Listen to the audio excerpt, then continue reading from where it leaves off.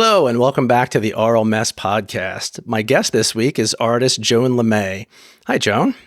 Hi, how you doing? I'm great. Thank you so much for coming on. It's a real pleasure to have you. It's great to be here. Thanks for having me. My pleasure. I don't think you need an introduction to most of my listeners and viewers because you did the amazing illustration work for the Quantum Criminals book about Steely Dan. That I did with my book partner, writer Alex Papademos, who's just a super duper genius. So I'm very lucky to have been able to get to work with him. Yeah, and we're lucky that the book was able to come out. I mean, how did that whole thing originate? If you can just tell everybody just the quick story about, how the book came about and how you got involved in the project, I think that we'd love to hear it.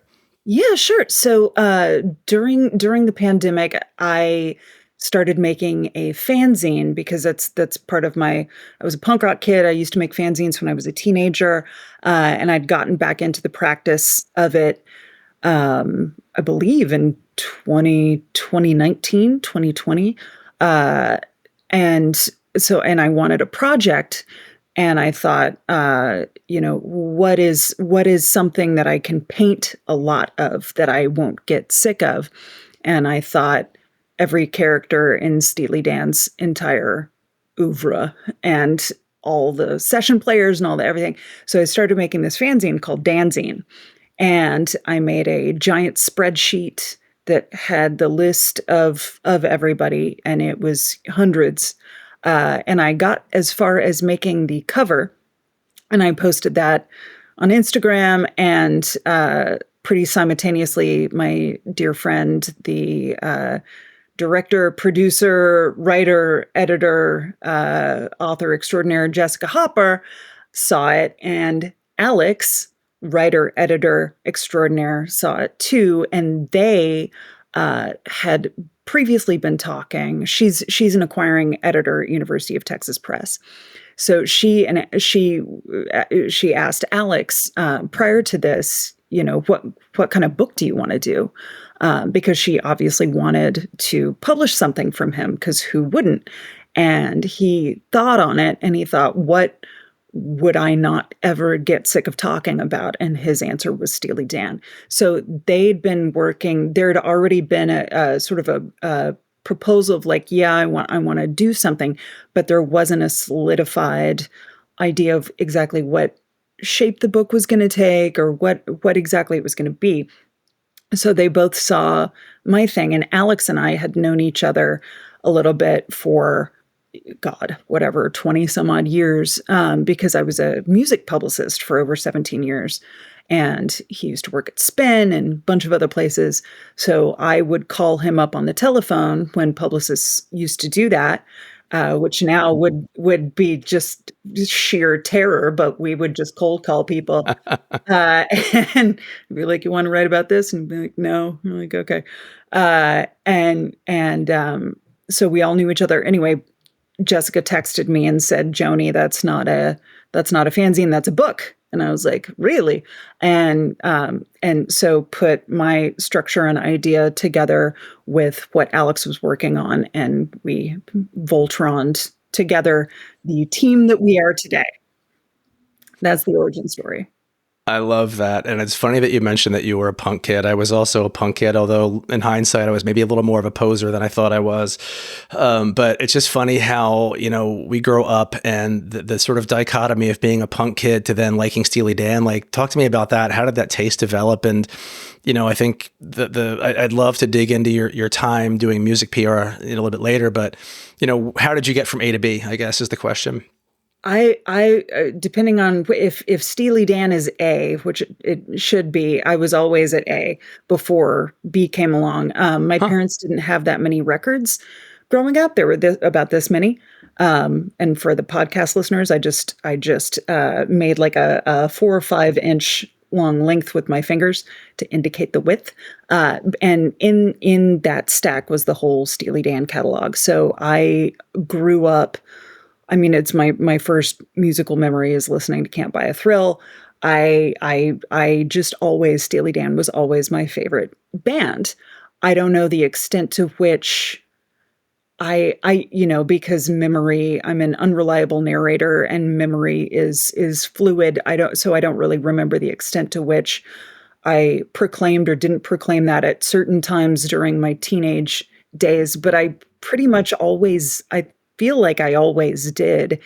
And I think, in the early, I mean, all of the 90s, but the early to mid 90s too, there was a whole, you know, it, it, you, it was okay, I think, culturally, if we're talking about like the micro culture of my high school in Katy, Texas, where I grew up, all of the weird kids were together and the weird kids lumped together were the metal kids, the punk kids, the new wave kids, the whatever. So it wasn't I wasn't, even though I got involved in like the hardcore scene, and nobody from where I was sitting was a purist. I was really lucky to be in facets of a scene that didn't contain, you know, too horribly much. You need to answer these 5 questions about this band, or else you're an illegitimate listener. Right. Which, for me to say that as a woman too is fucking big, because it Yeah. was, you always get tested. Right.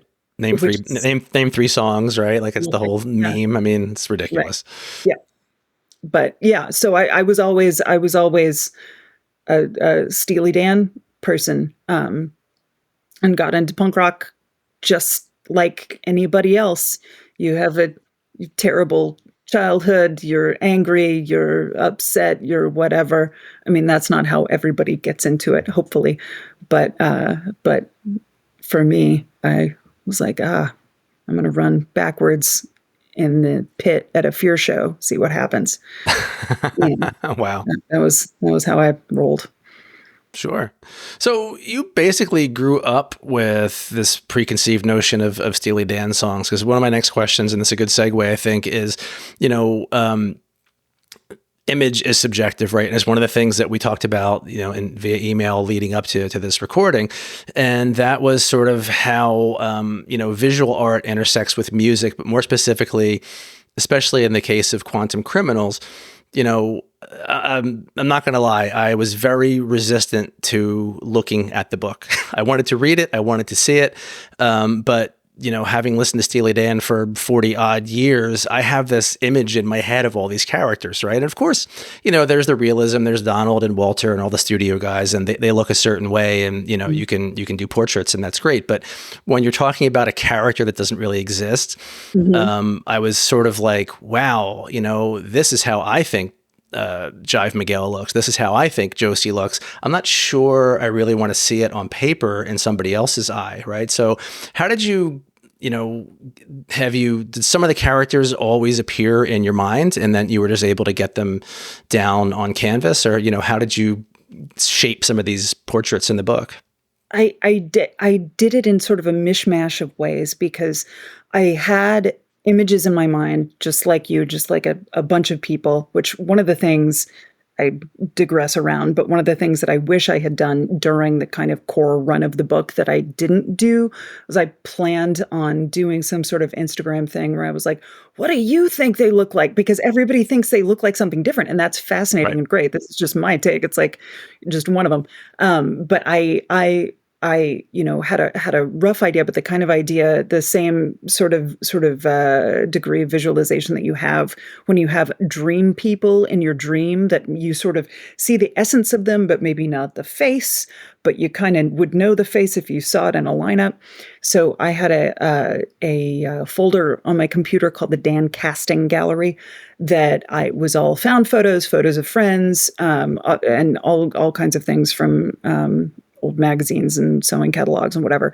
And I would go through and be like, Snake Mary, okay, that's her, and sometimes, just like a lot of art making, you don't know you don't know exactly 1,000% why, except your gut says yes. So it was also it was a tremendous wormhole to be in, and a tremendous um, big project. So a lot of the time I would go and go and go and paint and paint and paint, and then the next day go upstairs to where my studio at the time was, and look at what I'd done and go, oh, all right, and not really remember. And I'm in that space now because Alex and I are working on our follow up to Quantum Criminals, which is a book about the Grateful Dead called Yes. Friends of the Devil for Random. And I'm in it. I'm in it now, big time. The waking up and seeing what you did thing. That's pretty cool. And it's got to be gratifying, to sort of look back and be like, okay, I nailed that one. Or, this one sort of came out of left field, but it kind of works. And I mean, after I finally got over my art crisis and bought the book, I just love it, and I love everything that you did. Get it? Steely Dan reference there. Yes.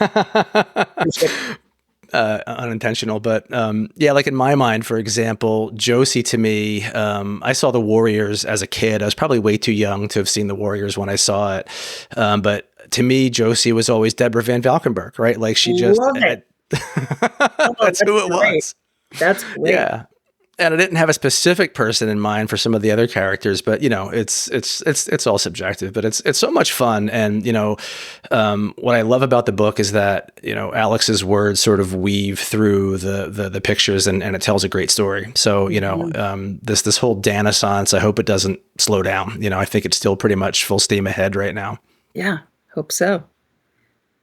So what else besides Steely Dan? I know you're working on a Grateful Dead book, which I'm not a huge Dead fan, but I'm definitely excited for any other project that you two do together. So I'll definitely have to pick up a copy when it comes out.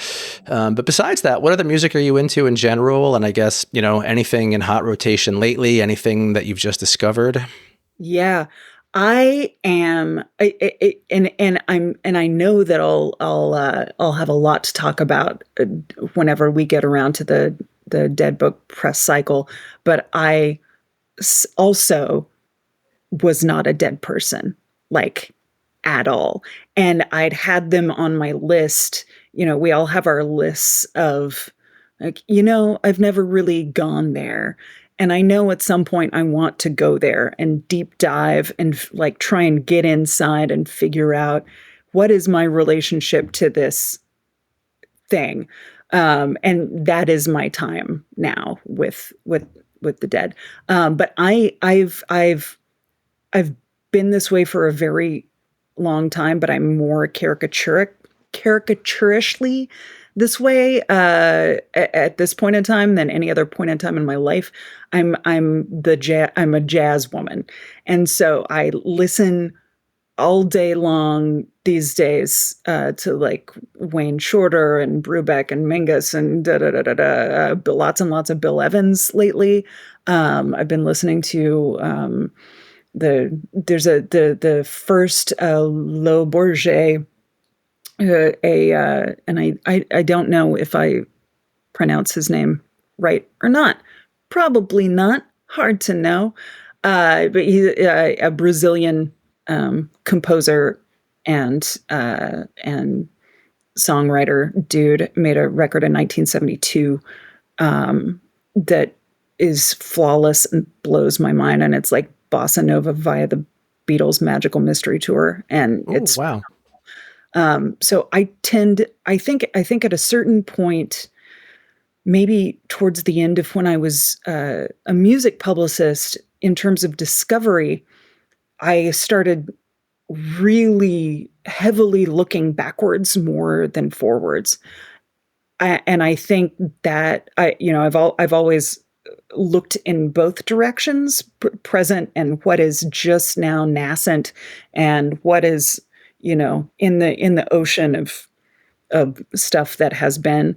But I think towards the end of being in the music business, I had such tremendous fatigue is not even a strong enough word.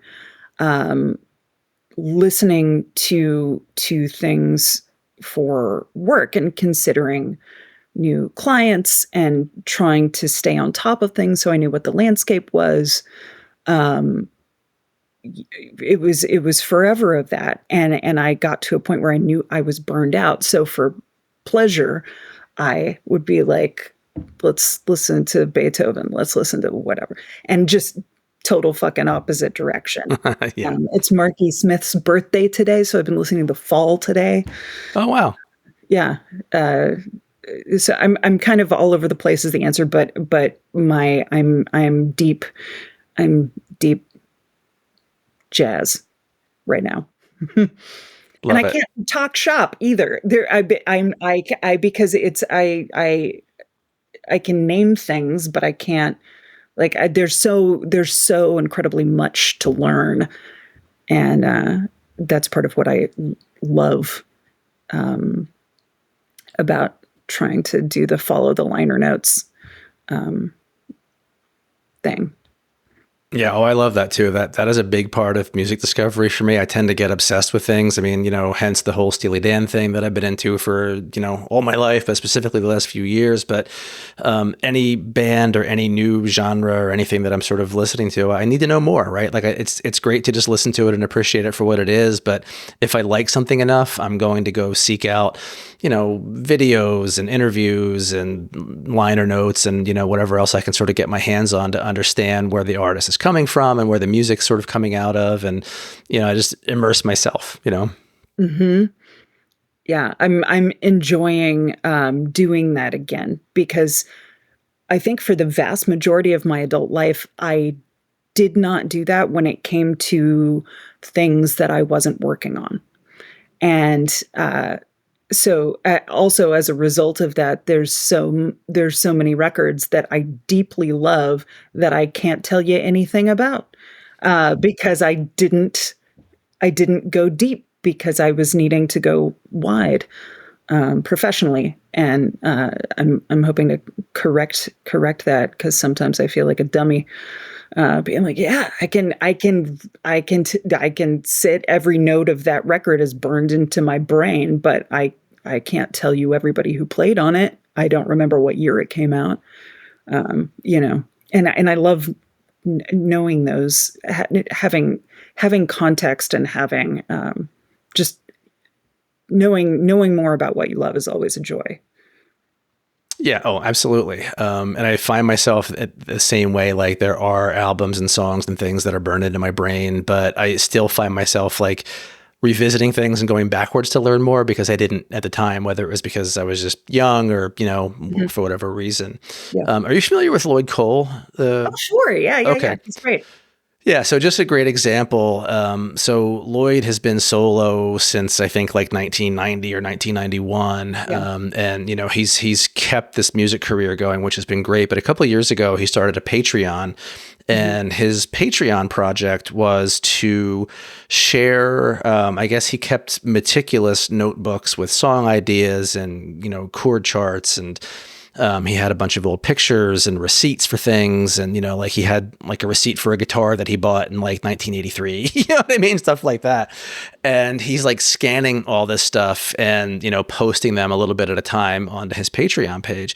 So it was like this rare opportunity to really see and kind of get under the covers with an artist because, he talked about somehow some of these songs ended up being developed and, you can see early versions of lyrics and things scribbled out and rewritten, and it's really kind of cool. And I really wish more artists would do that, especially some of the ones that are a little further along in their careers. But it's been fascinating. Yeah. Oh, that's great. I'm gonna have to join the Patreon.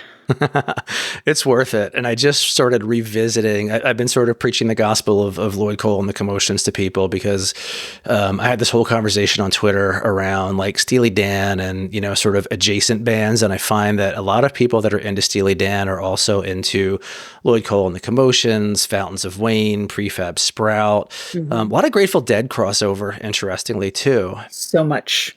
Yeah, which is So much. weird because I feel almost like the Dan is like the antithesis of a jam band. Yeah. Yes. Yet not necessarily, it's Yeah. that the way that the streams cross is fascinating to me, both in terms of culture, in terms of fandom, in terms of I think one of the things that's true now is both bands have had a massive online renaissance with quote unquote the kids, Right. Gen not Gen X, that's me, Gen Y, Gen Z, the whoever the kids who now I sound like I'm a million years old. That's great. Who I'm older than you. It's okay. Yeah, it's fine. Who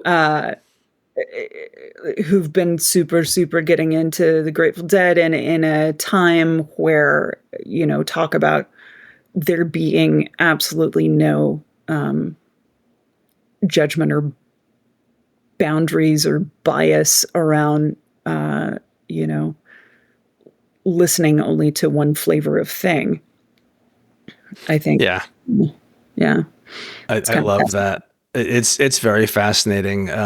Kids aren't gatekeeping stuff anymore, and it's funny because I mentioned the whole punk days, and I never committed to any specific type of music, like you said, like you sort of just took it all in high school and stuff. But it was the same with me because I love too many different things to sort of pigeonhole myself, right? So while I wanted to be a hardcore punk and I was a skateboarder and I was into all that kind of stuff, I listened to hip hop. I listened to Steely Dan as a kid. Like I listened to Led Zeppelin. Like I was all over the map. I mean, my cousin and I had this sort of shared love for music, and we'd be in his bedroom playing like AC/DC and Black Sabbath, and then we get bored of that and put Run DMC on, right? Or Eric B. Hmm. and Rakim, and listen to that for like 3 hours. So Hmm. it was like, and for the longest time, I meet still so many people of our generation, and I guess some of the boomers, if you want to call them that are so rooted in one type of music, right? And that they just have this style or this few bands that they like, and that's it. But these kids are just all over the place, and I think it's because availability, right? We didn't have Spotify, we didn't have YouTube, we didn't have TikTok, for better or for worse. Yeah, I think availability, and also just what it is to be young and trying to define yourself culturally. And I think when writ large culture was more bifurcated and chopped up into tiny regional bits, it was more incumbent upon kids to say, no, I'm flock of seagulls only, and that is how this is what I want adjacency to, is this aesthetic, this you know deal. Because also when you're young, you're flailing desperately to figure out what your place is in the world, who you Yeah. are, what your whole deal is, and the landscape around that is a trillion degrees different now. I don't think I still figured that out at 52. So I mean, that's the cosmic trick, is you never figure it out, or the cosmic joke rather. that's Yeah, true. you're not supposed to. The only constant is change. That's it. Yeah. Hmm. And if you don't accept change, then you're just going to get left behind, right? And who wants to do that? Yeah. Yeah. So we keep talking, like referring to punk, and one of the things that we sort of said we might talk about is this whole idea of like DIY art and flyers. And in my mind, when you said that, it was really, it triggered memories of like punk shows, right? Because they were, I think, some of the most widely spread and revered things that were out there. You had this era of the 60s with flyers for concerts and festivals, and they had all these, trippy psychedelic artwork type stuff. But then the punks came along and just, started cutting and pasting and ripping things and, drawing stuff by hand and doing lots of lettering. And, I sort of went down a rabbit hole after we traded those emails, and found just tons of old flyers online, which were really cool, and it sort of brought back memories, like Dead Kennedys and Sex Pistols and Black Flag and Descendants and all those bands. So what was your experience with flyers? And you said that you were like into zines and used to do zines. Tell me a bit about that. Yeah, I had a zine that was called Out of Order, that I don't remember how many issues I put out, but I want to say like 20 or something like that. And they Wow. had like 100 to 200 press runs. I distributed them through Profane Existence and MRR mail order, and then did a lot of prison library exchange programs, and would go to, Street Fest, and I'd bring them with me to shows, and consign them at Houston record stores like Sound Exchange and Sound Waves, and, places that would have a zine rack. And I also made flyers. I put on shows and I promoted shows, and had a bunch of friends always in bands. And whenever someone would let me make a flyer, I was thrilled to do so, like super thrilled. Just like now, if I ever get to do album art or book covers for somebody else, or I haven't done a show poster in God knows how long, a really, really long time. I'm gonna make one soon, because I started playing music again, and my band has a show in this summer that's our first show, and we may or may not tell people about it, because your first show is always sketch. But I'm one of the first things that I thought, as soon as my bandmate, who's one of my bandmates, uh, her name is also Joan, and we call her Joan 1 and I'm Joan 2. As soon as Joan 1 told me we had the show booked, the first thing I said was, I'm going to do the flyer. Um, but yeah, I collected flyers. I have in a plastic tub in a closet in this apartment a folder, or two or three folders, that are just full of flyers from Houston and Austin. Um, Tons and tons. It was something that I always wanted. I plastered my walls, like, you can kind of see. I won't move the thing, but my apartment is completely, and I'm just putting this together now. It's completely wall to wall, gallery walled with art. And when I was a teenager, my bedroom was completely plastered with flyers and things from magazines. I would make basically a giant collage out of my walls. And there's something about being surrounded by visual representation of what you love that was comforting and reassuring. And it's the same thing with all of the art that's on my walls now, a lot of which was made by people I love, or by artists I really respect, or people I love who are also artists that I really respect. That's really cool. Yeah. My childhood bedroom was the same. It was like a sort of melange of things that I loved. My parents encouraged me to do it, so I would just literally slap up posters and pictures and drawings, and whatever I felt like doing, and nothing ever really came down. It just all sort of kept growing. Yeah. So it was great. That is great. That is great. Yeah. The whole universe of artists' relationship with making flyer, like artists who already were or grew to become people who were in the quote unquote, fine arts world or art world. All of that is fascinating. Like Pettibon is a great example. Yeah.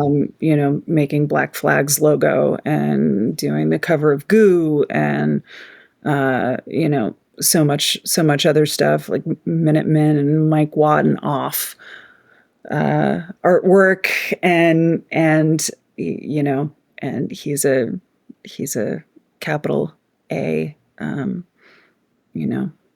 iconic, big deal artist, and it goes back way predating punk rock stuff too. Right. Thinking about the ballet, Merce Cunningham and Martha Graham collaborated with Rauschenberg, with Marc Chagall, Sonia Delaunay, Isamu Noguchi, on ballet costumes, Alex Katz, who did costumes for Merce Cunningham and sets also. And then today, like Marcel Zama, who's one of my very favorite artists working today. He's done a bunch of record covers, and he also has made costumes for the New York City Ballet. So kind of continuing on in that tradition. Oh, wow. And it's all, you know, nothing, I think no artistic expression exists in a vacuum, right? Like even when you go to a museum and you look at a painting on the wall, there's a plaque. So there are words. And if you're lucky, there's a paragraph that somebody at the museum hopefully wrote well about the piece you're seeing, contextualizing it. So there is prose and the piece. It's there, and whenever you're going to the bookstore to see what you want to read, how do you decide what book you're going to pick up? It's right. What your eye goes to first. It's the cover design, and you know, unless you have a book already in mind that 3 friends have been like, oh, you need to buy this, or whatever. If you're just browsing, it's your eye goes there first. Or with food, you know, you eat with your eyes. It's everything. You know, everything is everything. All of our senses work, you know, simultaneously, and it's I really I love how the different arts intersect, right? So in my day job, I actually work for a dance company, and it's satisfying because I actually do technology work, but just being around that creative process, and like you said, it intersects with art, the costume design, the visuals, the stage lighting, everything that it takes to put on a ballet is just, you know, to see it all come together. It's super rewarding, and yeah, sort of tying this back to Pettibon and Black Flag, you know, I don't know how I'm going to make this leap, but as a kid walking into a record store, right? And, you know, back when it was records and, you know, we had full-size album covers to look at, and you know, people designed those largely on purpose. I mean, Steely Dan didn't, but well, just slap some shit together and see what sticks, right? But I mean, I think, you know, other artists did. So as a teenager looking for something subversive and, you know, ooh, my mom's going to hate this, right? Like Black Flag, the Family Man album, I had that on vinyl because I went to the record store and bought it solely based on the strength of the cover. I don't think I'd even heard Black Flag before I bought it. My cousin told me about it. I don't think he played it for me. I don't think he owned a copy. I think somebody had it that he knew. So I went and bought it and brought it home. And it was like this half spoken word, half sort of freeform punk instrumental record. And, you know, again, blew my mind, but really only bought it because the album cover was so cool. And it's the guy about to shoot himself in the head after killing his family, which is, you know, sad and tragic, but just the idea that you're attracted to something, it speaks to you, right? From that rack or, you know, wherever you're looking. Yep, absolutely. And, you know, that Black Flag logo, just the iconography of it is the thing that launched 1,000 other band logos from there on out. It was like, you know, how many kids wearing a Crass back patch really, really, really fucking loved Crass versus we're like, this looks so cool, and I feel like a tough motherfucker wearing this. Oh yeah, you know, or you know, the Misfits font. Yes. Or you know, anarchy symbols. Absolutely, yeah. You know, and Dead Kennedys. Another. Oh God, yeah. Classic. I still have my shirt from whatever it is, 93, I guess I got it, which is late, but still, I have it. You have it. Nice. Still one of my favorite bands. And I just started, you know, revisiting some of their back catalog again. I mean, and it's funny how prescient Jello Biafra really was, talking about, you know, politics, and, you know, I can go off on that tangent, but I won't.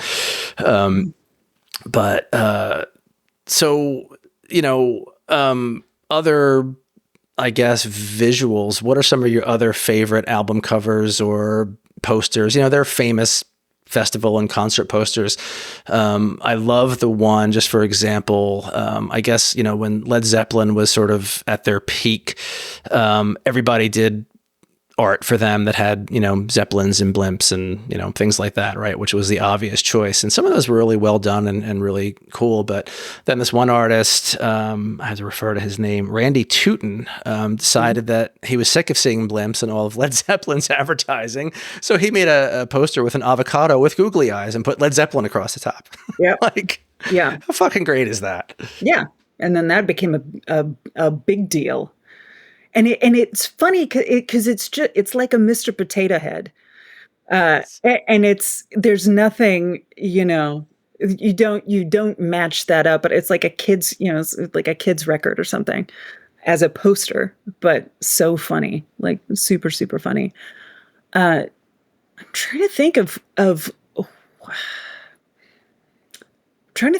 album covers specifically that come to mind, that are my very, very favorite.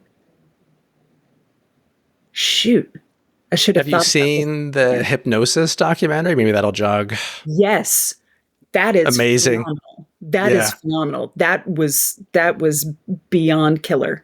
And when all of that barfs out, when they do the rapid cycle album covers, and you're like, yes, yes, yes, yes. And also, yes, the band, yes. That's another wonderful band font, icon, logo. Those Yes record covers are great. The Yes album cover is great. There's a band from, I believe the record came out in 77, a band called Sand. It had quarter flash bassist Rich Gooch playing on the record. But anyway, the cover is just a sandwich in sand. And for forever, and still to this day, I like to go through dollar bins, which are fewer and further between now, but cheap bins, dollar bins, and pick up records just based on the cover, and take a chance, and that record went on to heavy rotation and still sort of remains so to this day, and is just a great, great dumb cover. I really like album artwork that is funny. Yeah, me too. I'm a fan. Speaking of, there's an Instagram account that is just makes Instagram worth it, called Terribly Awesome Covers. I don't know if you've seen this. No, I haven't. But it started out being Terribly Awesome cover songs, but it's mostly it's like the whole universe of outsider music. But sometimes he'll just put up album covers that are ridiculous and campy and funny and things that look like they're public access. And it's a treasure trove of the triumph of the human spirit. It's really, really, really wonderful. And there are jams, like just so many. It's led me down so many wormholes. Oh, that's great. I'm going to have to go subscribe to that. Yeah, some of those 60s album covers, like Herb Alpert and the Tijuana Brass, like just, I don't know what the hell they were thinking, trying to think of some funny ones too. I do love a good, funny album cover. I feel like, was it Public Image Limited? Was it their first album where it was just called Album? Yes. And, I don't know. And going back to the whole hypnosis thing, it's kind of funny because some of the bands would get these sort of rapid fire ideas. I can't think of the guy's name who was the real eccentric one that was just like, this is my concept, and if you don't like it, fuck you, go someplace else, right? Yeah. So, Yeah. and I love that he did that, and so many bands were like, okay, we'll go with it, right? Why not? What the hell? What do we have to lose? Also at a time when money was flowing like water. Oh So it was like, God, yeah. where it was like, okay, we're flying to the Sahara to shoot this. We're not just going 20 minutes away to Joshua Tree. No, we're flying to the Sahara with like a crew of 100 people or whatever. Yeah, that was phenomenal. I just thought of two album covers. The most recent Spoon record, which was designed by an artist named Adele Rodriguez, who's phenomenal. I love. And also Sub Pop, if you look across the last like 20 plus years, one of the main designers at Sub Pop is a guy named Jeff Kleinsmith, who's also a phenomenal poster designer. And he is just a master at balancing form and color, and he's great. It's also, I think, relatively uncommon now for people to, and maybe I'm wrong, I could be wrong about this, but I think it's more uncommon for labels to actually have in-house designers now, So it's I think it's kind of great that Sub Pop's maintained that. Sub Pop was always like their own animal, and another maybe great transition. So tell me about your days at Sub Pop, if you don't mind. Like, any stories come to mind, or any bands that you helped to break that people might know of? I didn't help to break anything. Okay. That I had one. I only signed one. It wasn't a band either. I brought a bunch of bands to try and get them signed, and no dice, but I signed Patton Oswalt, the comedian, for Oh, wow. his album Lollipops and Werewolves, which was fantastic. I was a publicist during here. I guess here's the story. The Shins record that came out this concurrently with Garden State. Mm-hmm. The movie where there's the moment where why am I forgetting her name? This is what's really annoying about ADHD sometimes. It's like, you know exactly what you're talking about, and you can't pull the name out of your ass. Natalie Portman? Thank you. Where she puts the headphones on Zach Braff, and Right. like, the song will change your life, and and the entire staff, all 27 of us, had walked down to the Cineplex to watch this thing, and we were just losing our shit laughing because a scene like that that was kind of at the, not quite at the beginning, but maybe kind of at the peak of when the OC was happening, when indie bands were getting big sync deals. And the president of Sub Pop, Jonathan Poneman, said, if this record goes gold, I'm flying the whole staff to New Zealand. Oh, and wow. we knew as soon as we saw that moment in that movie that we were all going to New Zealand, and we did. So there was that was happening during my time. Postal Service's Give Up was happening during my time. There were so many great records that I had the full honor of getting to call and bother writers about. Those were a couple. There's a band called CSS who are about to come back to the States and do a tour, who I love dearly and am dear friends with Louisa Matsushita, who's the lead singer, and she goes by Love Fox. She's also a otherworldly phenomenal visual artist and painter, and she's been kind of pivoting towards that the last handful of years, and it's been so cool to see her do these like big dick gallery shows in Sao Paulo. She's Brazilian. The band is Brazilian, and so I can't wait to see them again. But yeah, it was I was lucky to be there when I was there. It was a special workplace, and there was definitely there was a lot of humor um, happening all the time. We made a bunch of videos and that were incredibly goofy, and it was yeah it was it was I was very, very lucky to get to have that job. I was a publicist. After Sub Pop, you went out on your own and did music PR, right? So what happened there? Yeah. So after towards the end of my run at Sub Pop, my dear friend Dave Lewis, who had worked with the aforementioned Jessica Hopper and I at her publicity firm, Hyper PR, which became Hopper PR, Dave Lewis had started a company called Riot Act. And he offered me a partnership in the company. And so I left Sub Pop to partner with him at Riot Act. And not too long after I came on, he was offered a job in music business academia, and he went on to do that, and he just gave me the company.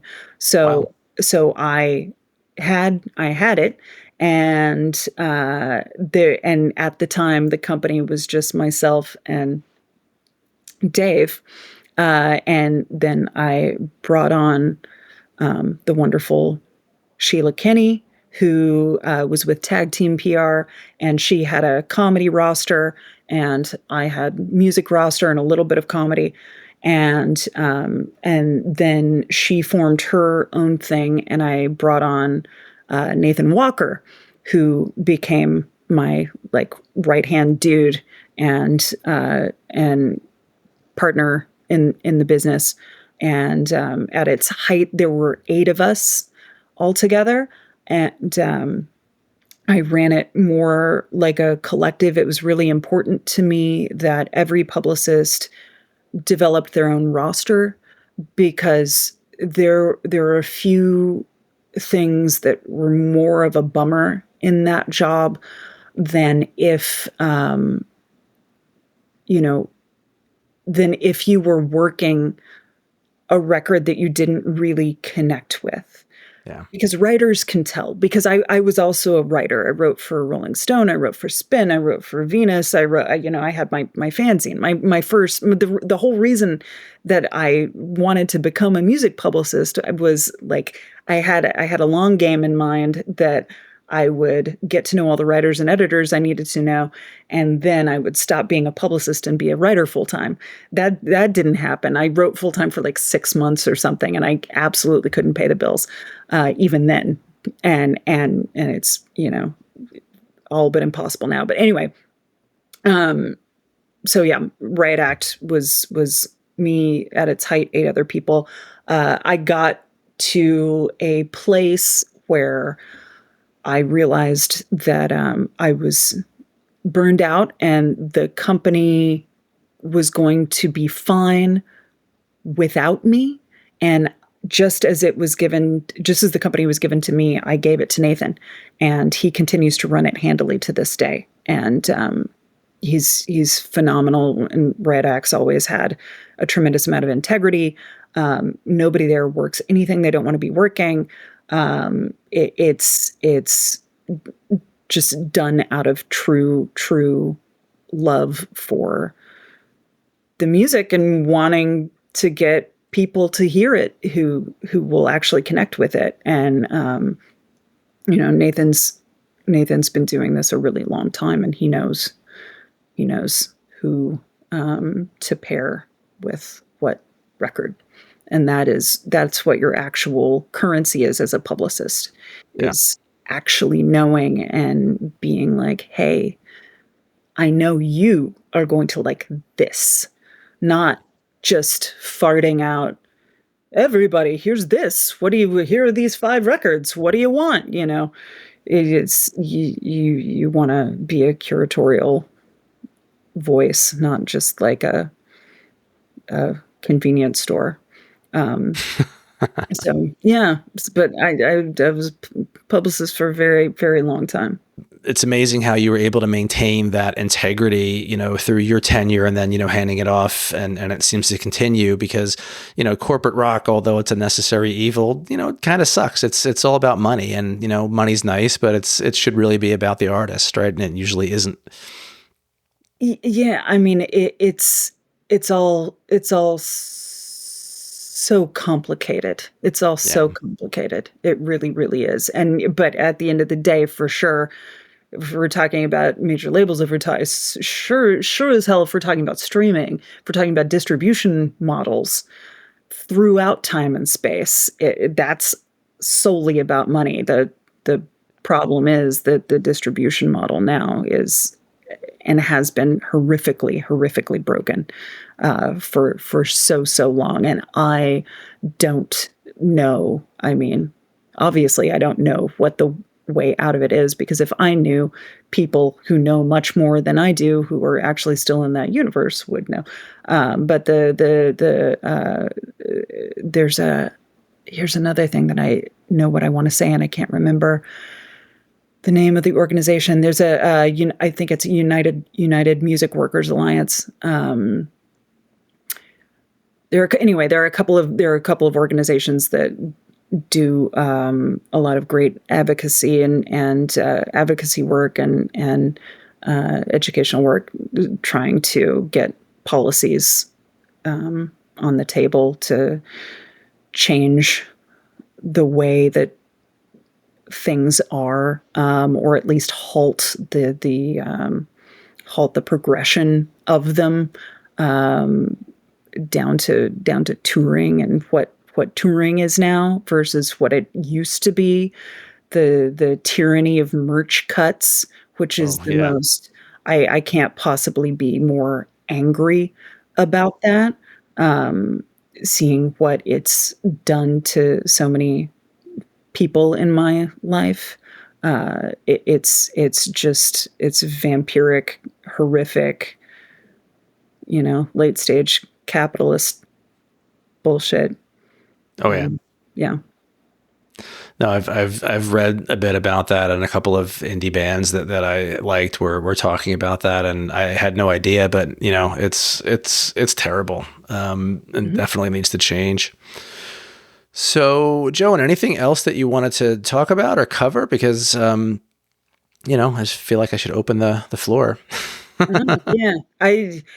I don't know. I'm selling paintings. That's something. Oh. Speaking of capitalism, uh, like baby capitalism, because I'm a working artist.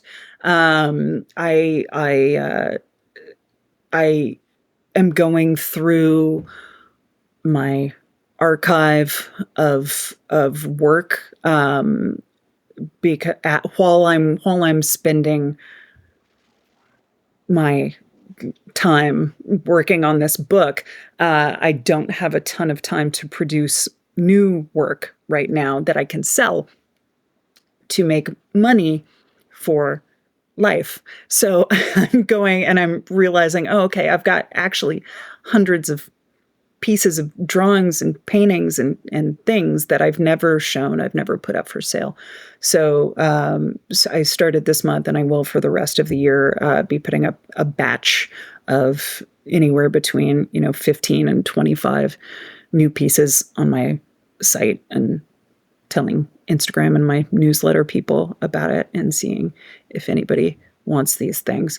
Um, which I hope they do, because I think there's a lot of stuff that I still stand by, that I it's in my bedroom. What am I? I don't. I want it to go to somebody who will connect with it and put it on their wall, and uh, you know, so that is a thing that's going on with me. I did a book cover for a book that's coming out that I'm very excited about, and I do not know if I am allowed to say what it is. So I shouldn't do that yet, but that's occurring, and those are the main things that I have going on right now. And when does the Grateful Dead book come out? Is there a release date yet, or are we still There's just not, because infancy? we're still cooking it. Alex and I are both losing our minds, um, tunneling deep. Every once in a while, Alex will send me he'll text me a photo of his newest library book stack of you know, deep dive research stuff, and I painted him into the book. He is painted as Casey Jones. Oh, And cool.